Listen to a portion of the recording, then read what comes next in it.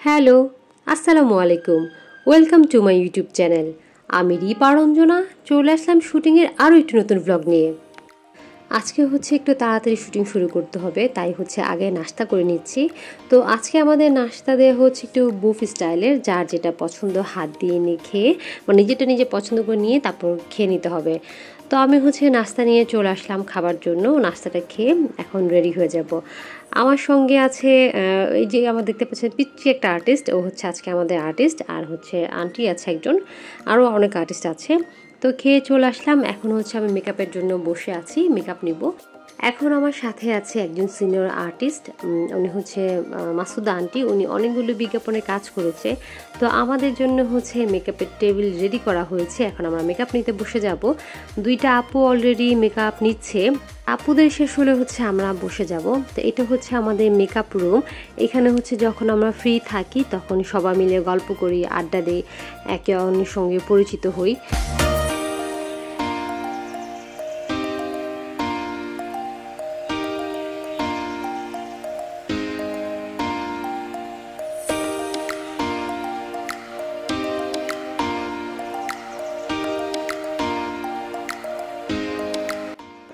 এর মধ্যে আমি মেকআপ নিয়ে নিয়েছি। আমি এখন শর্ট দেওয়ার জন্য তৈরি হয়ে গেছি। জাস্ট চুলটাকে একটু আটকে নিলেই আমি শর্ট দেওয়ার জন্য পুরোপুরি রেডি হয়ে যাব।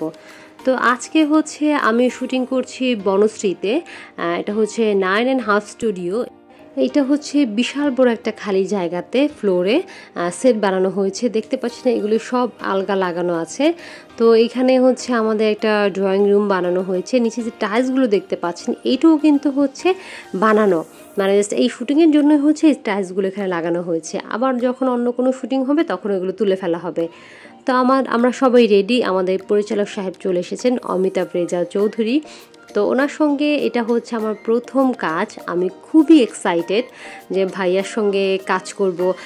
আয়নাবাজি চলচ্চিত্র নির্মাণ করেছেন এই পরিচালকের সঙ্গে আমি কাজ করছি। এটা সব আর্টিস্টদেরই একটা আকাঙ্ক্ষা থাকে যে অমিতাভ রেজা চৌধুরীর সঙ্গে কাজ করবে।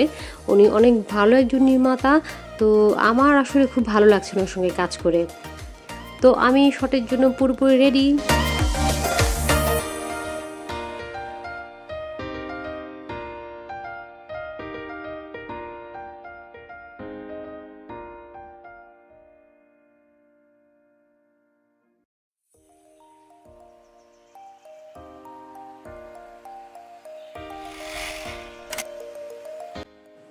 তো আমার একটা শট দেওয়া শেষ, এখন আমার বিরতি আছে। তাই আমি এখন চলে যাচ্ছি রুমে, মেকআপ রুমে চলে যাচ্ছি। ওখানে যে একটু নাস্তা করব। তো নাস্তা করে একটু আড্ডা দিব আর কি। এই আমি রুমে চলে আসলাম। এই আজকে আমাদের দুপুরের নাস্তা।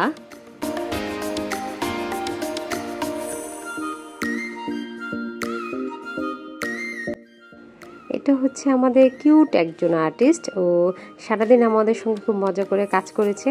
ও সারাদিন এখানে থাকবার জন্য বাসা থেকে খেলনা নিয়ে চলে এসেছে, যে শুটিংয়ের ফাঁকে ফাঁকে সে খেলাধুলা করবে।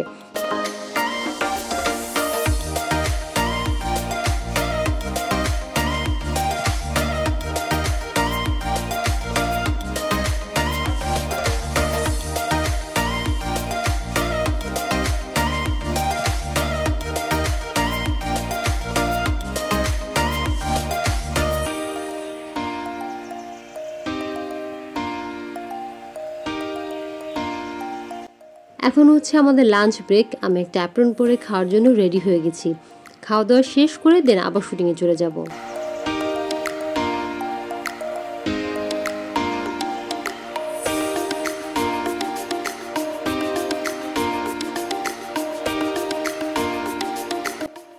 মাসুদা আন্টি মেকআপ রুমে অনেক গল্প বলছিল শুটিংয়ের ফাঁকে। তো অনেক মজার মজার সব গল্প বলছিল আর হাসাহাসি করছিল। এটা আমার কাছে খুবই পজিটিভ মনে হয়েছে যে এরকম একজন বয়স্ক মানুষ সারাদিন শুটিং করছে এবং সে কোনো ক্লান্তি বোধ করছে না, এবং আমাদের সঙ্গে মজার মজার গল্প বলে ভালো সময় পার করছিল।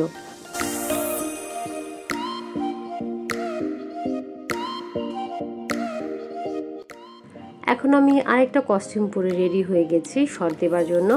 আমি রেডি, তারপর আন্টিটা রেডি। তা আমরা দুজন রেডি। এখন আমাদের আরেকটা জোনের শুটিং হবে। আরেকটা জোন না, ঠিক এটাকে আপনারা বলতে পারবেন আসলে কোথায় আমরা শুটিং করছি বা কোন জায়গায় এটা?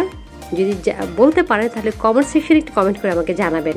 তারপর আমি আপনাদেরকে বলে দিচ্ছি, একটু আগে যে আপনারা যে ড্রয়িং রুমটা দেখলেন, সেই ড্রয়িং রুমটাকে চেঞ্জ করে এখন আবার হসপিটালের একটা রুম বানানো হয়েছে। এটাকে বিশ্বাস করা যায়? এই সবই হচ্ছে আমাদের আর্ট ডিরেক্টরের কাজ।